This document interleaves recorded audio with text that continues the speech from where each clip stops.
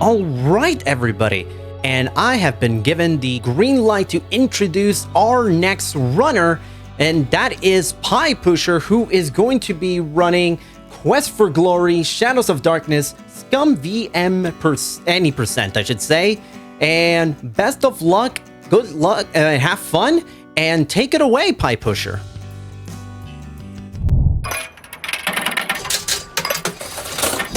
Alright, hello everyone. I'm Pie Pusher, and with me here is David. Hello, I am David. And we're going to be playing Quest for Glory 4, Shadows of Darkness for you today. Yeah, there's multiple classes you could choose for this, but Paladin is by far the easiest one to do, so we're just doing a Paladin. You ready to go? Right. Yeah, and with that, let's get this run going. Starting in 3, 2, 1, go. Alright, so we're going to immediately wake up in a mysterious cave, having been teleported here at the end of the last game with all of our stuff missing. So we gotta search some of these corpses to find a dagger, which we are going to use to help open up the door. We are also going to find a flint amongst the skeletons in order to use it to light one of these torches, because we're not going to be able to open that door until we can see what we're doing, and we have a dagger to force it open. What you see in the next room is class dependent. Fighters and paladins are going to find a sword and shield here because they're expected to fight. And when I say expected to fight, I mean bats are going to come right in and attack us immediately. But, you know, discretion is the better part of valor. So, brave Sir Robin bravely ran away. With that, we're going to cross hand over hand to get across this pit. Those tentacles are friendly. Just say hi to him. Hello. And with that, we finally get out of the cave to find a mysterious peasant woman here. A totally ordinary peasant woman voiced by Jennifer Hale. Totally ordinary. She'll say something about being surprised you got out of there alive, and then she'll just say, "Oh, my name's Katrina," and then walk away. Before we leave, we need to go ahead and get the Dark One sign here. That's going to be important for a lot of puzzles. The path is dripping with slimy, greasy goo. Greasy, grimy goo. The voice of the narrator is played by John Rhys Davies, or at least it is in the CD version. We're playing the floppy version 1.0 for reasons. So we're going to have to seek out the 5 rituals of the Dark One. The first one is in this swamp right here, guarded by these 2 Chernobyl wizards. So we're going to have to take them both out. You're going to see that side combat is basically Street Fighter kind of inspired, which is because the designers Laurie and Corey Cole played Street Fighter around when they were designing this game, and they were like, "That's cool, we want to design the combat engine like that." Being a paladin gives you increased stats and a lot of combat spells that you'll be able to use. So you take out the Chernobyl wizards, then use the Dark One sign on this tomb, and you know what, we're just going to skip the puzzle, we don't need to do it. But hidden inside is the Bone Ritual of the Dark One. To get through the swamp, you're going to need one of 3 things, either the acrobatics skill, the glide spell, or 300 plus strength. We started with the strength, so that's what we're using. As we leave, we're going to go ahead and loot this skeleton for a bone. Got a bone ritual and a bone, so it's perfect. We're also going to rest a bit, both to recover stamina and to pass some time, because we do need to get to the end of the day. We've got some stuff to do in town during the daytime. Like, the shop is only open during the day, and we need to go shopping. But yeah, that's about it. Quick word from the host. Sure, and we have a $10 donation from Shuki saying, straight from DJ himself, say yes to disco. Andy Warhol would be so proud. And speaking of disco, that donation went to the disco costume for our Resident Evil 3 run later on today. It's later on in Speedromizer 6. Chad, you must love Disco, because right now Disco is a $111 lead over all the other 4 options for that hold that we got going on right now. And if you want to see some of the other options, you got Stars, Biker, Regina, and Casual. But it seems like Disco is having quite the day so far, being at our $111 lead over everyone else. All right, thank you so much. So yeah, at the shop we picked up some garlic, a pie pan, some candy, you know, all the things that a hero needs. Having gotten all of that, we're now going to head to the north section of the town where there is a monastery, which is basically for a cult dedicated to the Dark One. Igor says that door is very dangerous, but you're going to need to use the Dark One sign on the door to make sure that the hectopus guarding the door doesn't eat you. So for any other class, we would want to open up the cabinet to the left to get a healing potion. Unfortunately, the paladin is a little bit too nice and will refuse to do so. There's a hexapod guarding a secret passage down, but hexapods love garlic, so naturally we came here to get drunk and drink the large cask of Amontillado, where we're going to start seeing things. You know, visions of the world darkening and becoming destroyed. Ah, dang it, I'm never drinking again.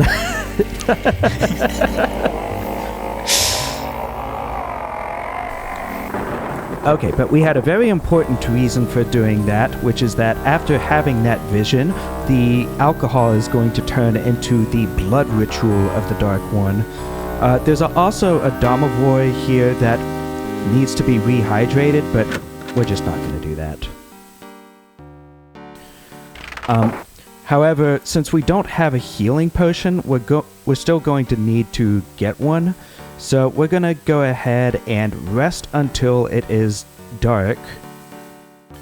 And then once it is dark, we're going to go over to this other section of the town, and we're going to break into the old man's house.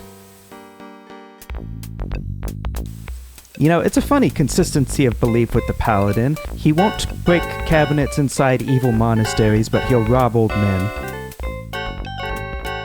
And yeah, we do absolutely need this healing potion. This is vital. So we'll go ahead and leave here and leave the town. The paladin's going to get interrupted on the way out by the ghost of Pyotr, a fellow paladin who died here. And we're supposed to be doing quests for him to kind of help the people on this land. There's an awful lot that we're going to not do that we're supposed to do. We're going to head back to the swamp. We didn't have everything we needed to deal with it. We do need to swing by this Wraith Mound on purpose. It's going to drain our health just a little bit, but that little bit is going to allow us to drink the healing potion and put some candy down on the ground for these will-o-wisps, which are the ghosts of lost children. We drink the healing potion to get us an empty flask, and then use the empty flask to capture these souls of children. We're heroes. Oh no, I didn't mean to do that. Uh-oh. Just leave the room and come back. It'll be fine. Yeah, Paladin's strong enough to just topple the pillar over, and it's magical or something and restores itself. We gotta use the Dark One sign again to do this puzzle. Unfortunately, we can't skip this one, but you just gotta spell out the name of the Dark One, which is Avuzal. But you know what? We're not that bad of a hero. We're gonna go back and release these ghost children, because we need that flask for some greasy, grimy goo. That is how John Rhys Davies says it. Inside the stone was the sense ritual of the Dark One, so that's 3 rituals down and 2 more to go. In the forest, we're going to find this ghost of a lady. We're just going to ignore her. And then there's a mysterious bush here, which is kind of dangerous. A Force Bolt spell will knock out some berries, and then the safe thing to do is to use your Fetch spell to get those berries, because the bush has some very deadly tentacles that hurt quite a lot, bringing us to this Wraith in the Forest right here. Normally throughout the game, you are supposed to rescue some people and get either a spell or an amulet that protects you from the draining effects of the Wraith. But it's possible to beat this Wraith without it, although you can see that it cost 80% of the health bar. It's a very deadly fight, but hidden within the mound is the Heart Ritual of the Dark One. Also a Paladin's Flaming Sword, but since that's the last combat we're going to do in this run, it's not going to see any use. The final thing is that in the southeast corner of the forest, we're going to see Baba Yaga, who is returning from the first game. We need one of three things to bypass this bush, either the trigger spell, acrobatics, or the magic phrase. The only thing available right now is the trigger spell. You're normally supposed to get a hat for this skull so he will let you in. Otherwise, he'll flash fire you with lasers. But if you do a first try, wow, let's go. That was amazing. Yeah, you can use so the that's animation. a frame perfect trick there.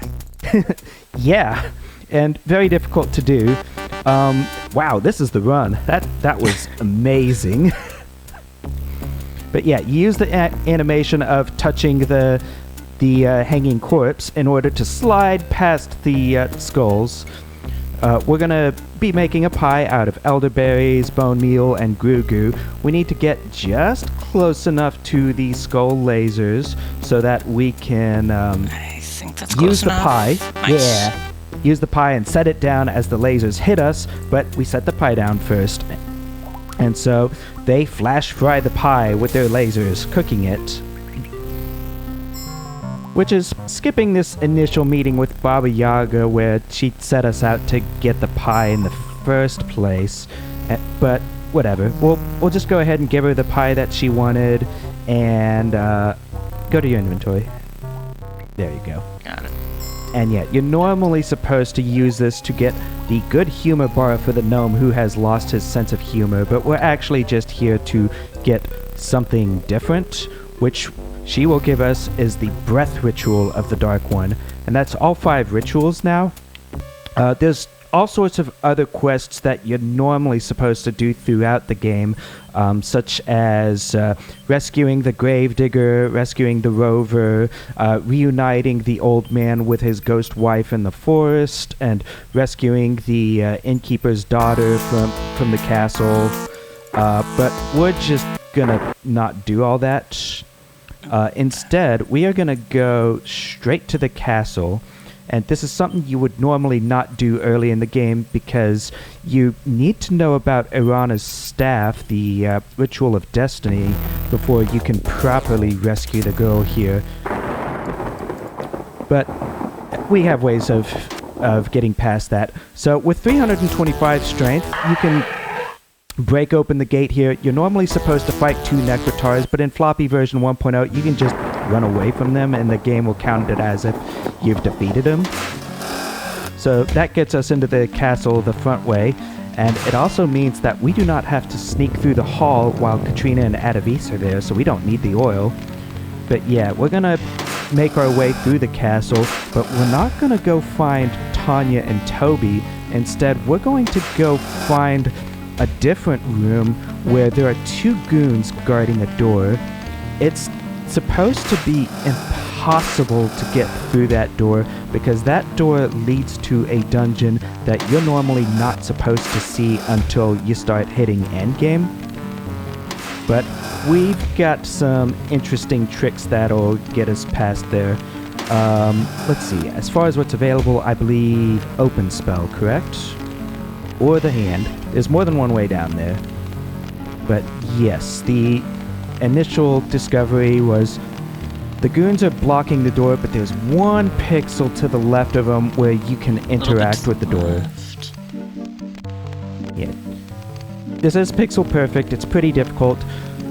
So you click the door and you die, but you press escape to cancel death. And in the darkness, the hero still interacts with the door and then ends up in the dungeon where Atavis has captured you. This is not supposed to happen until the end of the game. But yeah, he captures you, and then you're going to break free of the chains that he put you in.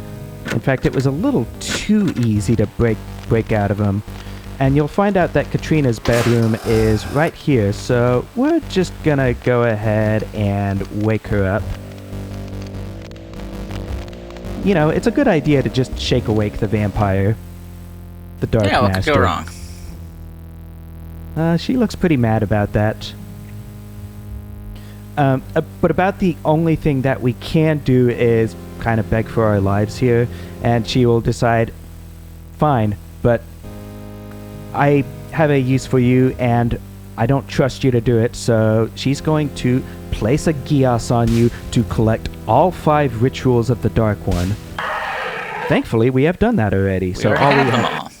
Yeah, so all we have to do is leave, come back, and the gates are open, and then we can go ahead and enter the castle, which will bring us back to the Dark One cave in order to summon the Dark One, which sounds like a heroic thing to do.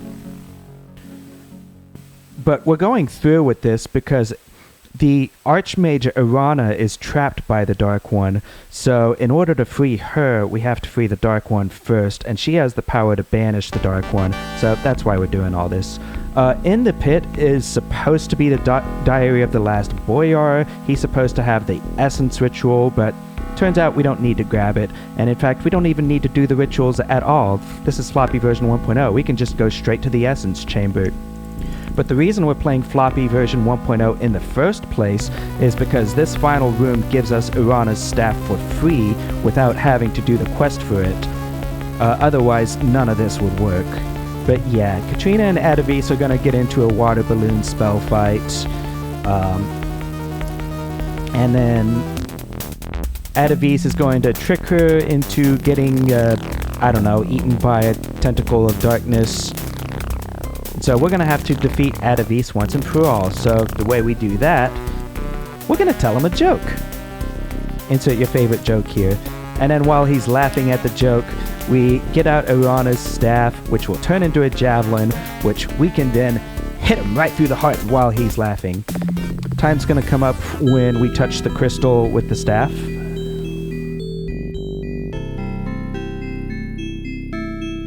And time. GG, wow, what a really good run. That was incredible. GG. But yeah, we have freed Irana from the Shadows of Darkness, and we have not done all that other heroing stuff. So Tanya's somehow alive again, but Toby's not dead, and Nikolai's not dead. I don't know. Maybe we're heroes after all.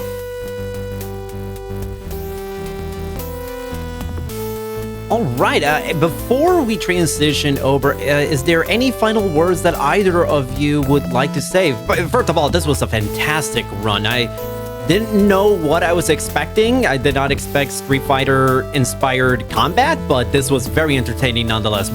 So before the transition, any final words from either of you? Yeah, thank you all for having me. This,